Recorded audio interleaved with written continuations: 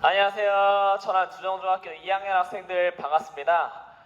여러분들이 이제 다음 주면 다시 학교로 돌아오게 되는데 이번 시간에는 교과서 기술과정 1권의 238페이지와 239페이지에 해당하는 건설기술의 마지막 이론 정리 내용입니다. 그래서 여러분들이 다음 주에 학교를 올 때 이제 힘들겠지만 이제 일주일이나 2주일 정도만 기술과정 1권을 챙겨서 여러분들이 공부를 하면 이제는 새로운 책인 기술과정 2권으로 여러분들과 함께 만날 수 있을 것 같아요. 그러니까 아직 1권 지금 남아있는 부분 여러분들 마지막까지 힘내서 잘 마무리했으면 좋겠습니다. 자, 오늘 배울 내용들은 여러분들과 같이 건설기술과 창조라는 단원에서 건설기술의 발달 중에 이제 그 두 번째 건설기술의 동향과 미래에 대해서 살펴보는 시간입니다. 그래서 오늘 배우는 내용의 학습 목표 첫 번째는 패시브 기술과 액티브 기술을 우리가 구분하는 그런 첫 번째에 대해서 볼 거고, 미래의 건설 기술에 대해서 한번 살펴보도록 하겠습니다. 사실 얘들아, 지난주에 선생님이 온라인 강의를 올릴 때 미래의 건설 기술에 대한 대략적인 내용을 했었습니다. 하지만 오늘은 재미있는 영상과 함께 미래의 건설 기술에 대한 구체적인 내용까지 한번 살펴보는 시간이에요. 자, 그래서 지난 시간에 배운 거에 대해서 간략하게 정리를 한번 해보겠습니다. 자, 지난 시간에는 우리가 건설 기술의 발달 과정에 대해서 살펴봤는데 고대부터 해서 중세, 그리고 근대, 그 다음 현대, 그 다음에 이제 미래 기술까지 쭉 살펴봤었죠. 그 중에 첫 번째 고대 기술에 해당하는 부분은 선생님이 피라미드와 만리장성을 그 예시로 들면서 콜로세움에 대해서도 같이 한번 이야기를 했었던 것 같아요. 그래서 이 고대에 해당하는 건설 기술의 대표적인 구조는 조적식 구조나 보통 가구식 구조로 지었습니다. 우리가 조적식 구조나 가구식 구조는 지난 1학기 때 시험 문제를 통해서도 여러분들이 만나봤었고, 지난 1학기 때 충분히 많이 배웠던 내용이에요. 조적식, 말 그대로 쌓아나간다는 내용이고, 그 다음에 가구식은 우리가 직접 가구를 짜듯이, 그래서 짜맞춰서 지어지는 구조가 가구식 구조라고 얘기를 했습니다. 그래서 대표적으로 피라미드나 만리장성들이 돌을 쌓아서 튼튼하게 만든 구조라고 말을 했었죠. 자, 그다음 이어서 중세의 경우에는 중세도 조적식이나 가구식을 많이 썼는데 대표적인 양식으로 로마네스크 양식과 고딕 양식에 대해서 선생님이 지난주에 강의를 통해서 설명을 했습니다. 알다시피 이 로마네스크 양식과 고딕 양식은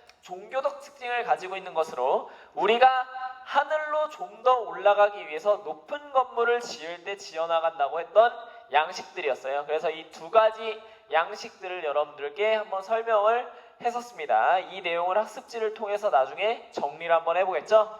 자, 다음 넘어가겠습니다. 자, 이제 근대인데 근대 시대 때는 철근 콘크리트 구조와 철골 구조라 그래서 새로운 재료를 통해서 건축물을 지었어요. 자, 그 새로운 재료를 통해서 지었던 건축물이 뭐가 있었습니까? 그렇죠. 우리가 유명했던 파리의 에펠탑이 있었죠. 이 에펠탑은 알다시피 철골만을 이용해서 지었던 구조물이었습니다. 그래서 그 전까지 볼 수 없었던 벽돌이나 그런 가구식 구조가 아니라 우리가 철골이나 콘크리트를 이용해서 이런 파리의 에펠탑이라든지 아니면 미국에 있는 자유의 여신상까지 이런 콘크리트 구조를 통해서까지 만들었었습니다. 그래서 여러 가지 재료들 중에서 철이나 유리, 시멘트들이 사용이 되었던 시기가 바로 근대 시대였죠. 이 근대 시대를 넘어가서 지금의 현대 시대로 오게 되면 고강도의 철이나 고강도의 유리를 많이 사용해서 전면이 유리로 만들어진 집, 친환경적인 집들을 만들어내고 있고, 좋은 품질의 시멘트를 통해서 좀 더 튼튼하고 좀 더 높이 지었을 때 안정성이 있는 건축물을 짓기 시작했습니다. 그래서 이런 재료들을 모두 표준화시켜서 조립해서 지금은 어떤 아파트나 이런 빌라를 지을 때 모양들이 정형화되는 형태로 나오게 되죠. 이런 것을 우리는 표준화라고 합니다. 그래서 새로운 신소재도 지금 많이 나오고 있죠. 이런 부르치알리파처럼 굉장히 높은 건물을 짓는다든지 아니면 다양한 모양의 건축물을 짓는데 이런 신소재를 활용을 합니다.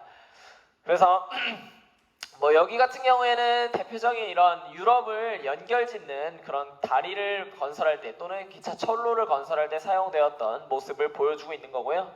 자, 이번 시간에 여러분들과 함께 배울 내용은 현대까지 살펴봤다면 이제 미래 건설 기술에 대한 내용을 배울 거예요. 그래서 미래 건설 기술의 동향과 그 미래에 대해서 한번 살펴보려고 합니다. 자, 그래서 보겠습니다. 첫 번째. 자, 첫 번째는 패시브 하우스와 액티브 하우스라는 제목으로 쌤이 준비를 했는데 여러분들이 이 내용을 보고 나면 그럼 궁금한 게 바로 이게 궁금할 거야. 패시브 하우스. 여러분 패시브 하우스가 뭘까요?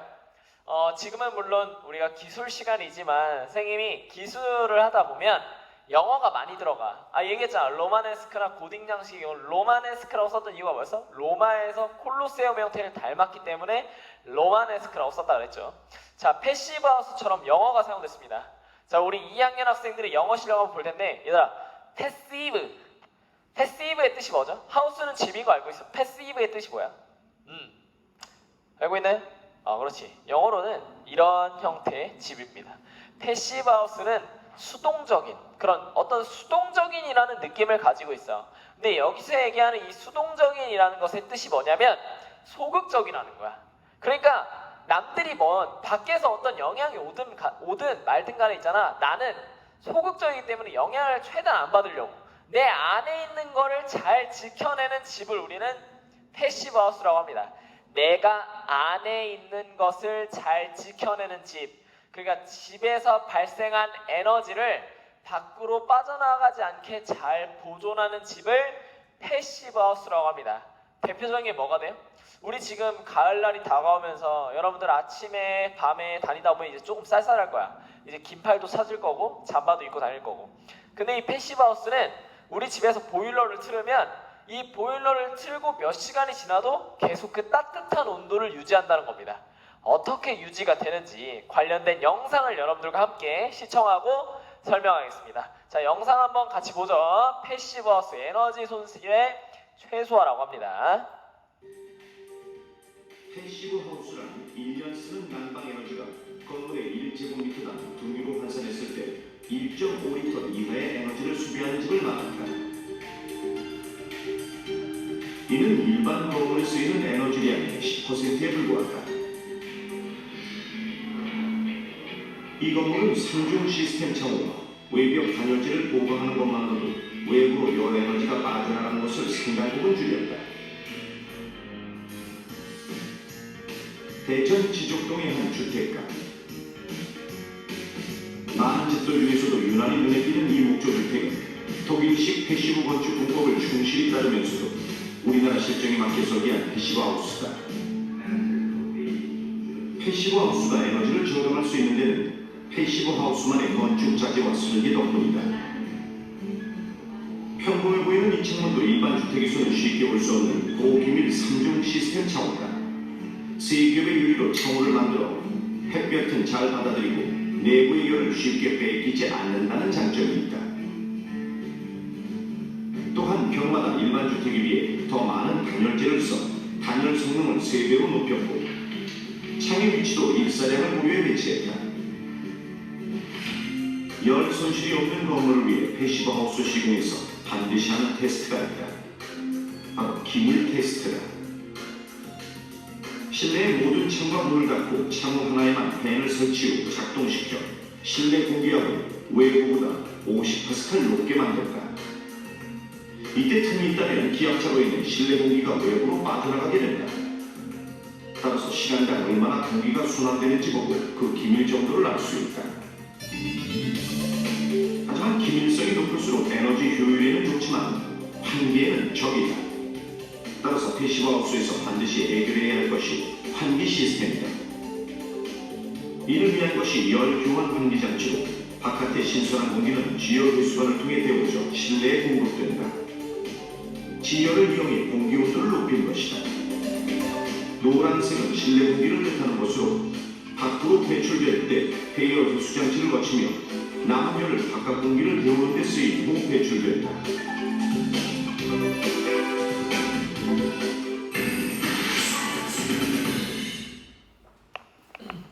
자, 지금 여러분들 영상 재밌게 봤나요? 그 영상에 나오면 아까 봤던 대로 패시브 하우스는 내가 집에서 가지고 있던 어떤 따뜻한 온도를 밖으로 내보내는 것을 최소화하는 그런 생각부터 시작된 기술입니다. 그럼 안에가 시원하면 밖에 여름날에 굉장히 더울 때 차가운 온도도 열심히 잘 유지가 되겠지. 근데 아까 얘기했던 것처럼 패시브 하우스의 단점은 뭐였습니까? 맞아요 얘들아. 환기가 단점이었어. 그러니까 공기가 왔다 갔다 할 수 없다는 거야. 그럼 공기가 이 왔다 갔다 할 수 없기 때문에 어떠한 방법을 사용하냐?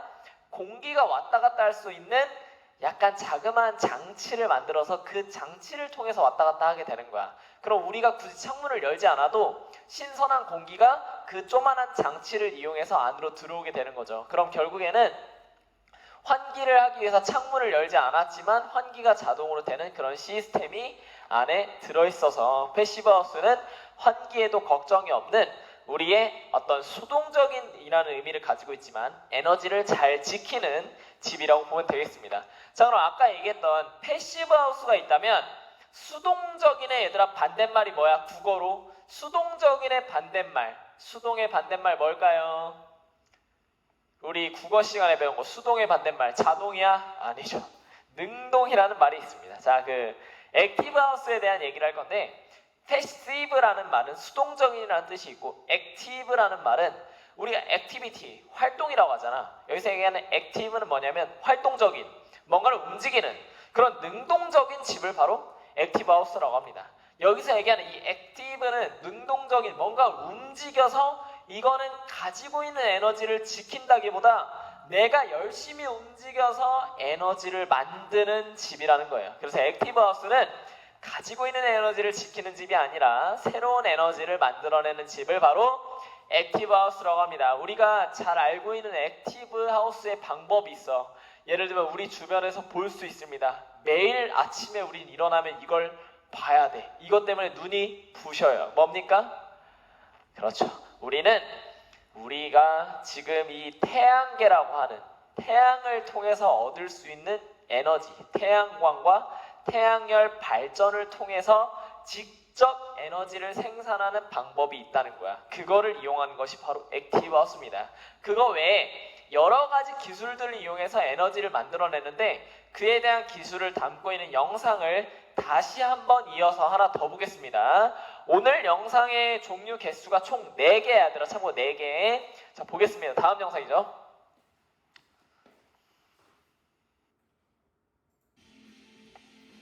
그래서 건물의 에너지 효율을 높여주는 방법을 좀 더 자세하게 알아보기 위해서 이곳을 찾았습니다. 이곳은 인천 업사이클 에코센터인데요. 소중한 에너지를 아끼고 자연을 사랑하는 법을 체험과 놀이를 통해 배울 수 있는 곳이죠. 자, 왼쪽에 제목에 보면 집이 스스로 에너지를 생산해 냉난방을 하는 액티브 하우스라고 하죠.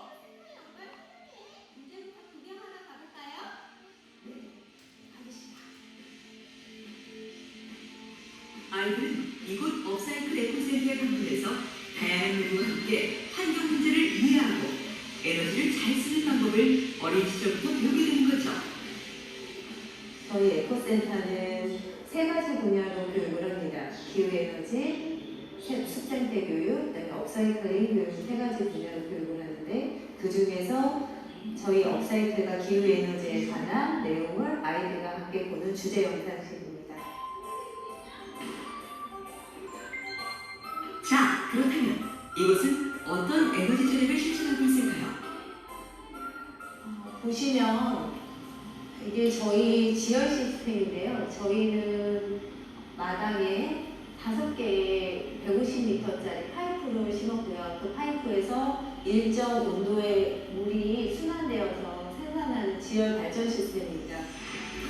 지열 에너지를 활용한 냉난방 시스템은 지표면에서 가까운 150m 밑에 있는 10에서 20도 사이에 존재하는 지열 에너지를 이용한 것입니다. 이런 지열 시스템은 온도를 올리는 것뿐만 아니라 반대로 온도를 내려주기도 합니다. 추운 겨울 대류 에너지로 따뜻한 공기를 만들어주고 더운 여름에는 시원한 공기로 온도를 내리는 역할도 가능한 겁니다. 여름엔 시원하게, 겨울은 따뜻하게 지열 에너지를 활용해서 에너지를 아낄 수 있는 겁니다. 인천 업사이클 에코센터는 태양광 발전과 지열 에너지 등 신재생 에너지를 이용한 에너지 장편 건물이라고 할 수 있습니다. 자, 지붕에 보면 태양광 전지판이 있죠. 태양열과 태양광을 직접 시키는 겁니다. 에너지의 양을 확인할 수 있는 전광판도 있고요.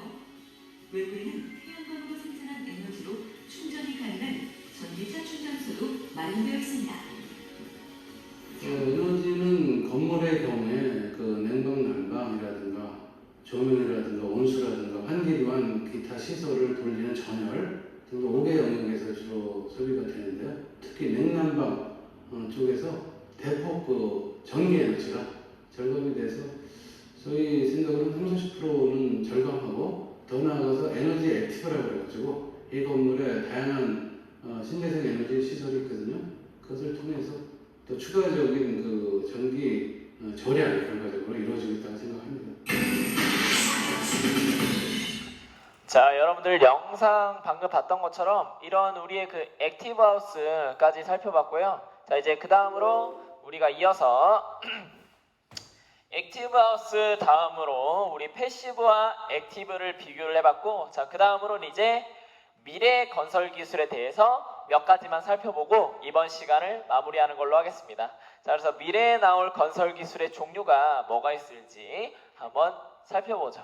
자, 미래의 건설 기술 중에 첫 번째는 바로 옥상 녹화예요. 옥상 녹화. 자, 위에 있는 이 네 글자인데 옥상 녹화의 뜻 선생님이 읽어볼 테니까 여러분들도 영상 보면서 얘들아 마음속으로 한번 읽어봐. 자, 옥상 녹화 같이 한번 읽어보겠습니다. 시작. 지붕이나 옥상에 식물을 심어 생태적, 경관적 효용을 얻기 위한 기술. 지붕이나 옥상에 식물을 심어 생태적, 경관적 효용을 얻기 위한 기술. 자, 이 말은 뭐냐면 그 여러분들 살고 있는 아파트나 빌라나 주택의 옥상에 올라가서 그 옥상에다 식물을 열심히 심는 거야. 막 엄청 심어놔. 그래가지고 뭐를 만드냐?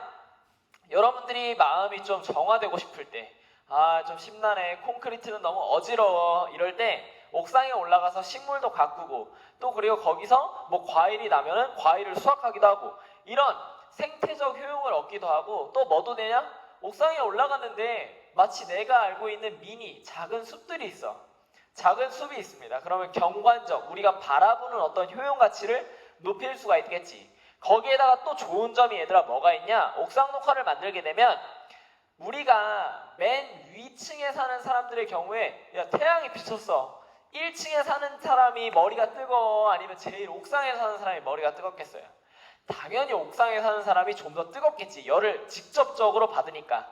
근데 이 옥상 녹화를 만들게 되면 어떻게 돼요? 식물들이 한번 지켜주잖아. 그러니까 맨 위층에 있는 사람들의 직사광선에 대한 열을 낮춰줄 수 있는 효과도 있습니다. 그래서 이에 관련된 것을 또 우리가 같이 영상을 보고 나서 그 다음에 쌤이 이어서 또 설명을 한번 해보겠습니다. 다음 옥상 녹화에 관련된 영상 한번 살펴보죠.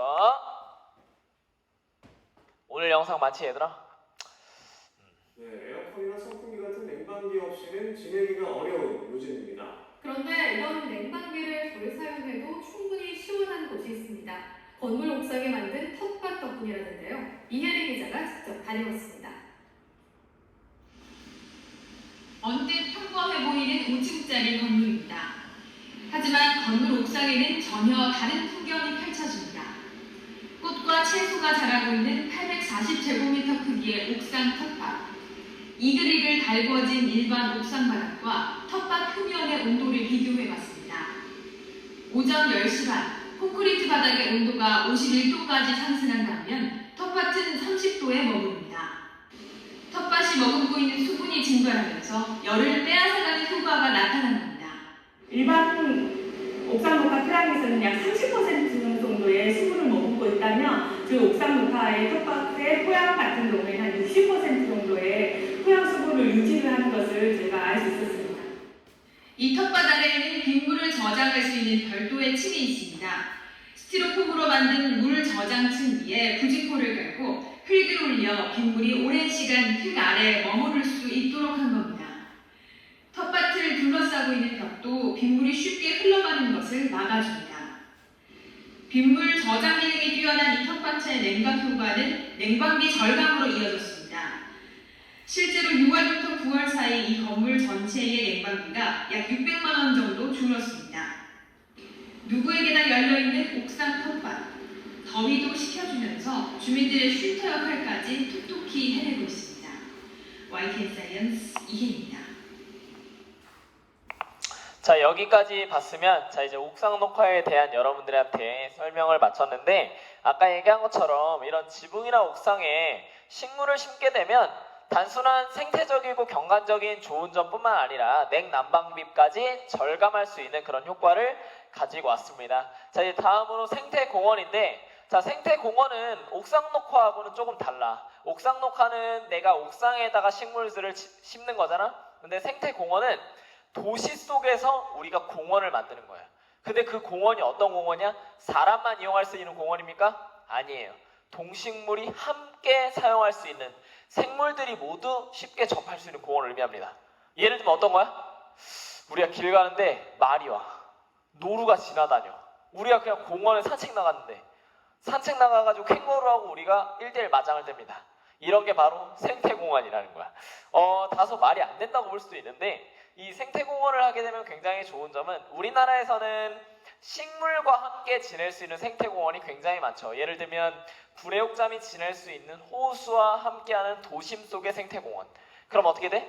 우리가 도시에서는 그냥 도로와 콘크리트만 있는 줄 알았는데, 여기에 물가도 있고 시원한 물바람도 불게 되고, 그리고 거기서 찾아볼 수 있는 자연환경의 어떤 곤충들 채집도 하고, 그런 것들을 할 수 있게 되면 우리가 어린 아이들에게도 좋을 뿐더러 여러분들과 같이 선생님과 함께 체험하기도 좋은 그런 현장이 되겠지. 그래서 자연과 쉽게 접할 수 있는, 도시에서 보기 힘든 자연환경을 우리가 쉽게 접하는 공원이 바로 생태공원입니다. 요즘에 다시 자연환경을 접하기 위한 사람들의 움직임으로 새롭게 나온 거야.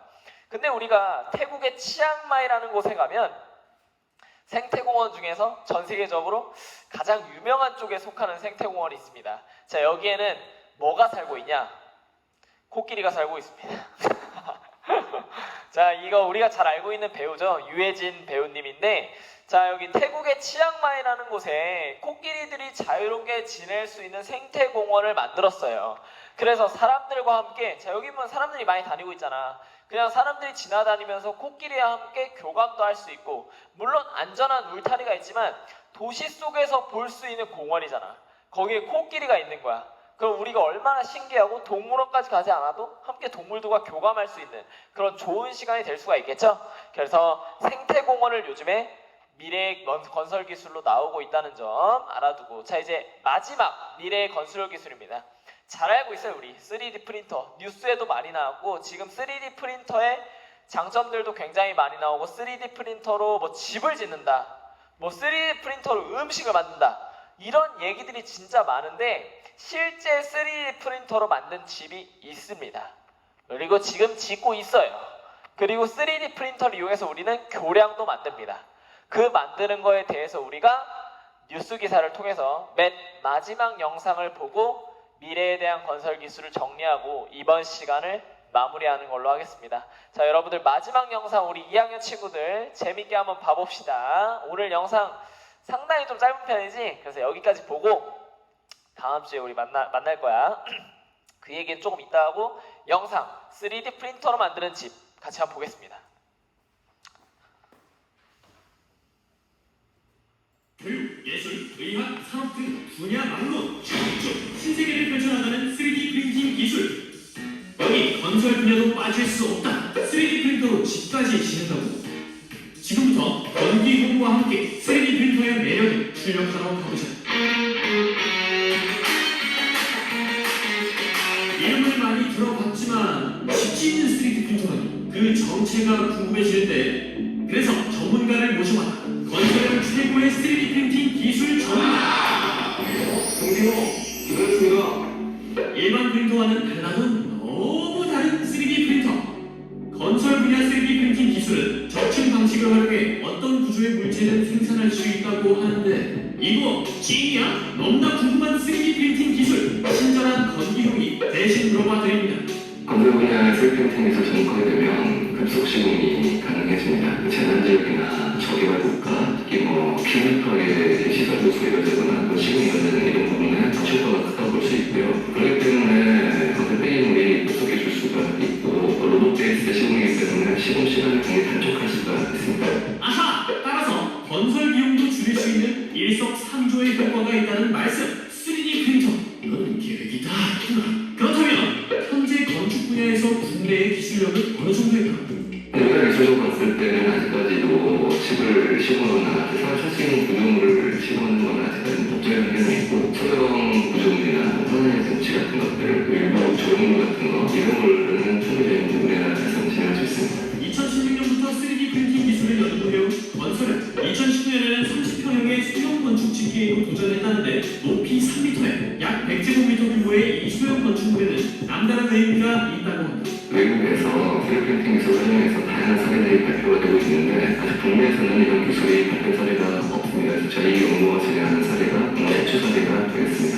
그야말로 어부의 국내 1호 3D 프린팅 기술로 완성된 소형 주택의 위력, 세심하게 쌓아 올려진 골조물의 재료도 자체 개발로 완성된 작품이라고. 저희 연구단에서 진행하고 있는 3D 프린팅 기술의 핵심은 역시 장비와 재료인데요. 장비 같은 경우는 양쪽에 레일을 부착한 대형 장비를 기반으로 해서 30평의 규모를 찍을 수 있는 벤출 형태의 로봇이라고 보시면 되겠고요. 재료 같은 경우에 해외에서 일반되는 재료를 훨씬 더 저렴하고 훨씬 우수한 재료를 개발했고 현장에서 3D 프린팅으로 출력했을 때 급속 시공이 가능한 장점이 있습니다.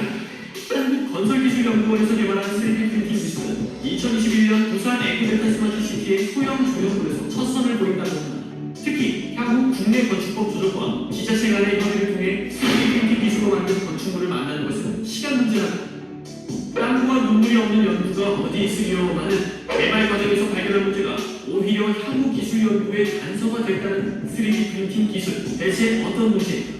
콘크리트는 단체로 붙잖아요. 이게 저희 장비가 노즐을 통해서 출력되기 때문에 저희가 약간의 성능 미세가 조금 더 웃기셨거든요. 그래서 그러면 나중에 저희가 청소하거나 실제 노즐 안에를 닦을 때 출력하는 시간만큼 청소 시간이 들었습니다. 그래서 굉장히 힘들었고요. 향후에 저희가 고민해야 될 부분들은 출력도 중요한데 이 장비가 어떻게 메인터너스를 잘할 것이냐, 즉 청소를 잘하고 해체를 잘하고 분리를 빨리 하고 지저분하고 이런 것들을 시공안에 있어서 필요한 시간을 왜 나오는 시간들을 어떻게 줄일 것이냐. 그래서 장비적인 클리닝 시스템을 제가 다음 단계 연구에서 추가해야 될 것 같습니다.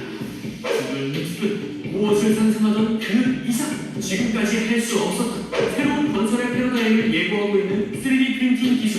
과연 그 어메이징한 작품들은 어떤 모습일지. 끝으로 3D 프린팅 기술의 날개를 달 우리 미래의 지역들을 위해 전문가가 남긴 조언은 무엇일까? AI 기술이 중국에서 어떤 나올지에 대한 고민들, 하나의 기술을 집착하지 말고 여러 가지를 융합하는 그런 고민들을 해보면 굉장히 좋은 아이템, 재밌는 아이템들이 많이 나올 거라고 생각됩니다.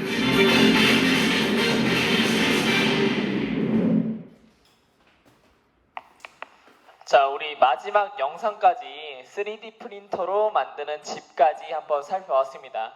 여러분들 이 3D 프린터 나중에 기회하게 된다면 여러분들이 꼭 한번 공부해보면 좋겠다는 분야라고 생각을 해요. 요즘은 3D 프린터로 이런 집뿐만 아니라 나중에는 음식을 만든다는 그런 시대까지 올 거니까 여러분들 3D 프린터로 현재 집까지 만드는 그런 건축 기술과 관련된 미래 기술을 살펴봤고, 자, 여러분들과 함께 이번 시간에는 교과서 238페이지와 239페이지까지 살펴봤고, 우리 이제 다음 주면 2학년 학생들 학교로 돌아오잖아. 그때 선생님이 미리 1반부터 9반까지 얘기했던 것처럼 다음 시간에 다음 주에 여러분들 학교에 오면 선생님이 준비한 학습지를 전체 다 프린트해서 여러분들한테 나눠주도록 하겠습니다. 그래서 지금까지 배웠던 내용을 기술과정 1번을 통해서 여러분들이 학습지 정리를 직접 해볼 수 있겠고, 물론 이 학습지를 정리하는 것도 선생님이 영상을 직접 찍어서 여러분들과 같이 한번 정리를 해보도록 하겠습니다. 그 다음에 교과서를 정리하는 것도 그 이후에 여러분들과 함께 온라인 강의를 할 때 교과서를 정리할 수 있는 시간이 있다면 함께 같이 정리를 하려고 해요. 그래서 이번 시간 여러분들이 이번 주까지 참 고생이 많았고, 그 2학년 학생들 지금 가을 날씨로 날씨가 굉장히 쌀쌀해지고 있어요. 이 일교차 때문에 여러분들 감기 걸리지 말고 자기 전에 좀 따뜻하게 입고, 그리고 아침이나 밤에는 반팔도 좋지만, 낮에 더우니까 반팔도 좋지만 낮이나 밤에는 낮이 아닌 아침이나 밤에는 여러분들 감기 걸릴 수 있으니까 따뜻하게 옷을 챙겨 입길 바랍니다. 자, 이번 시간 너무 고생 많았고요. 2학년 학생들 다음 시간에 선생님 만나보겠습니다. 고생 많았습니다. 안녕.